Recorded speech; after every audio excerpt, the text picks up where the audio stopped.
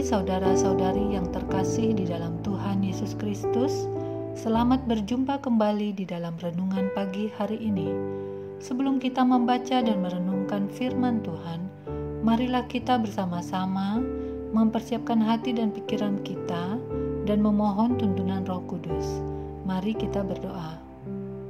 Bapa Sorgawi, suatu kebahagiaan bagi kami bila diberi waktu untuk mengenal-Mu lebih dekat melalui renungan pagi setiap hari. Dan pagi ini Engkau memberikan kami kesempatan baru lagi. Kami sudah dijaga sepanjang tidur malam tadi dan akhirnya boleh bangun. Dan kerinduan kami adalah memulai hari ini untuk mendengarkan firman Tuhan. Kiranya Roh Kudus menuntun kami. Di dalam nama Tuhan Yesus Kristus kami berdoa.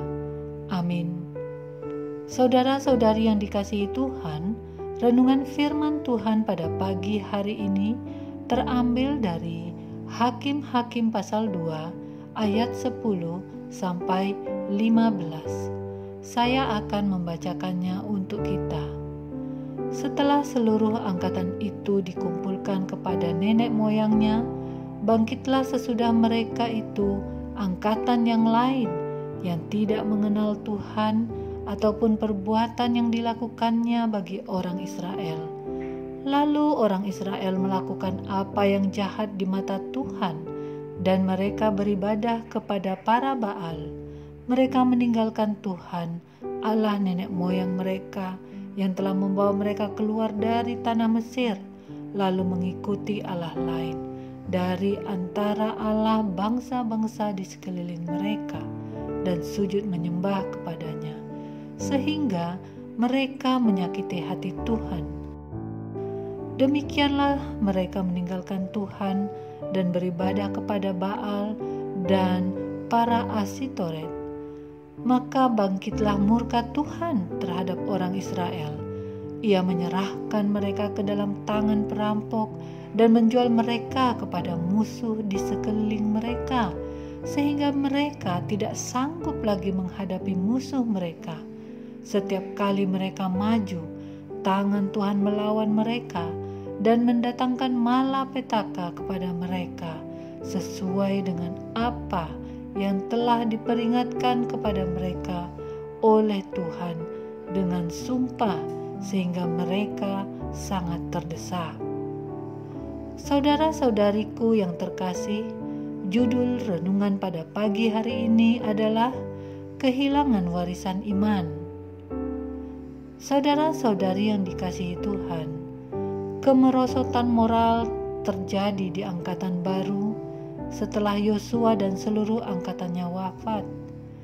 Bangsa ini mulai kehilangan sosok pemimpin seperti Musa dan Yosua. Mereka mulai melakukan apa yang jahat di mata Tuhan, meninggalkan Tuhan dan beribadah kepada Allah lain. Mereka seolah tidak lagi mengenal siapa Tuhan, Allah nenek moyang mereka. Mereka seolah tidak mengetahui apa yang telah dilakukan Tuhan kepada nenek moyangnya. Mereka seolah tidak memahami bahwa mereka adalah umat istimewa, umat pilihan Allah. Tetapi kejahatan mereka menimbulkan murka Allah, dan Allah menyerahkan mereka ke tangan musuh untuk mendapatkan hukuman. Saudara-saudari yang dikasihi Tuhan, sesungguhnya Allah memberikan hukuman selalu berlandaskan tindakan kasih.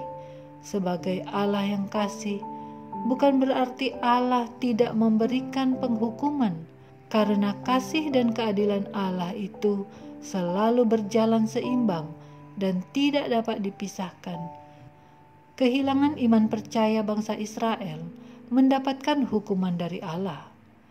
Saudara-saudari yang dikasihi Tuhan, kehilangan warisan iman, demikianlah seolah-olah yang terjadi pada bangsa Israel. Setelah sekian lama, Allah dengan setia menyertai mereka, dan para leluhur telah meninggalkan pesan agar mereka setia kepada Tuhan. Tetapi bangsa itu tidak mengindahkan kasih dan kemurahan yang telah diberikan Allah kepada mereka. Mereka berulang kali meninggalkan Allah. Sikap mereka suka berubah-ubah. Ketika mereka sedang terdesak di tangan musuh, mereka baru mau ingat Tuhan. Tetapi dikala mereka sudah kembali merasa nyaman, mereka kembali pula meninggalkan Allah. Sikap bangsa Israel itu terjadi juga saat ini. Ada banyak di antara orang percaya yang akhirnya memilih untuk tidak setia, bahkan pergi menyembah Allah lain dengan berbagai alasan. Bukan saja di kalangan jemaat biasa hal ini terjadi, tetapi juga terjadi di kalangan yang mengaku sebagai hamba Tuhan. Saudara-saudari yang dikasihi Tuhan, sebagai orang percaya, kita dituntut untuk memberikan teladan bagi keturunan kita. Kita harus menanamkan nilai kesetiaan kepada Tuhan untuk generasi penerus kita.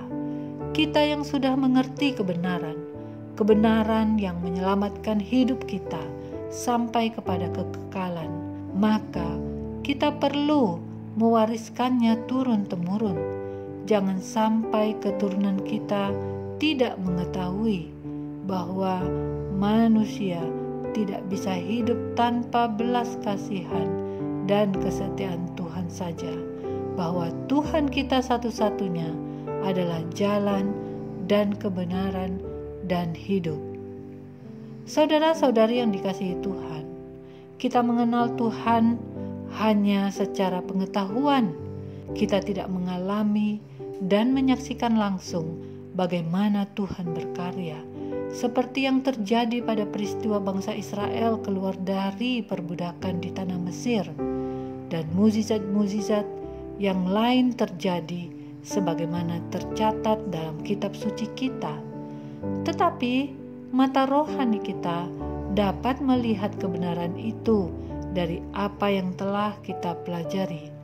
Maka hendaklah kita semakin bertekun di dalam mempelajari firman Tuhan, sehingga kita dapat meneruskan kebenaran firman Tuhan itu kepada generasi kita selanjutnya.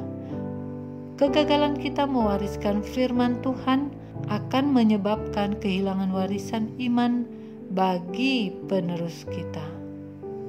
Saudara-saudari yang dikasihi Tuhan, di luar sana ada banyak godaan yang berupaya menggagalkan keinginan kita untuk bertekun mempelajari firman kebenaran Tuhan, bahkan berusaha membawa kita untuk menjadi tidak setia kepada Tuhan.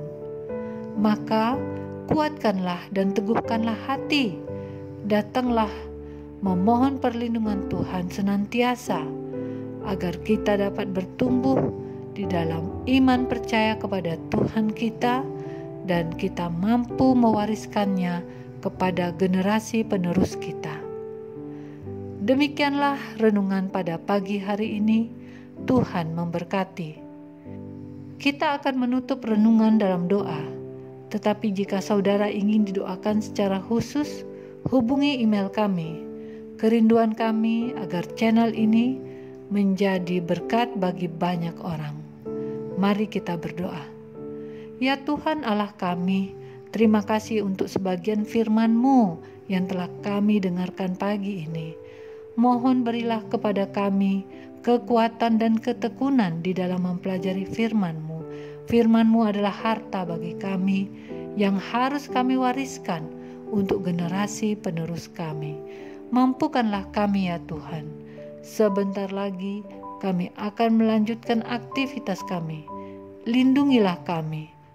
Kami juga memohon pengampunan dosa kami, agar tidak menjadi penghalang berkat yang hendak Tuhan curahkan bagi kami. Terima kasih Tuhan. Inilah doa kami kepadamu ya Tuhan. Amin. Saudara-saudari, mulailah harimu. Kiranya kasih dan anugerah Tuhan senantiasa melimpah di dalam kehidupanmu. Muliakanlah Tuhan di dalam setiap aktivitasmu, dan jadilah saksi hidup bagi firman-Nya. Roh Kudus menyertai kita semua. Sampai berjumpa kembali di renungan berikutnya. Tuhan Yesus memberkati.